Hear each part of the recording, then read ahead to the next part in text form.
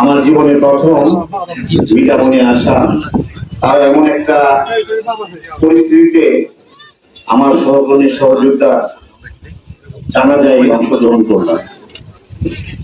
গত 5-7 দিন আগে পার্লামেন্টে গিয়েছিলেন, সংসদে আমার সাথে দেখা করেছেন। বলেন আলম ভাই, একটা স্মৃতি রাখি, একটা ছবি তুলি। এরও কিছুদিন আগে জেলা প্রশাসকের অফিসে একটা মিটিং ছিল কিশোরগঞ্জ, সেখানে উনি দেখা করেন, কথা বলেন।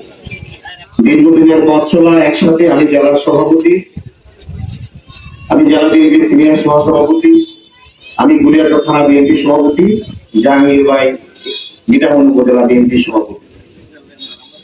আজকে আমরা যাকে হারিয়েছি, মিটামনবাসী শুধু নয়, জাতীয়তাবাদী পরিবার তথা সংগ্রামী যারা রাজপথে সৈনিক, অন্যের বিরুদ্ধে প্রতিবাদকারী সকলের হৃদয়ে আস্থা রক্ত হলো। সভাপতি হিসেবে, জেলা বিএনপি সভাপতি হিসেবে আমি সকলের কাছে ক্ষমা প্রার্থী, ওনাকে ক্ষমা করে দিবেন। মাননীয় প্রধানমন্ত্রীর পক্ষ থেকে আপনাদের কাছে উনি শোকাহত শোক জানিয়েছেন। আমাদের পার্টির মহাসচিব জনাব মির্জা ফখরুল ইসলাম আলমগীর সাহেব শোক বার্তা দিয়েছেন। আমরা সকলেই শোকাহত, সবাইকে আমরা ধৈর্য ধরার আহ্বান জানাবো। শোকাহত পরিবারের প্রতি সমবেদনা জানাই। একটি মাত্র মেয়ে অস্ট্রেলিয়া থেকে এসেছে, বাবার লাশ দেখছে।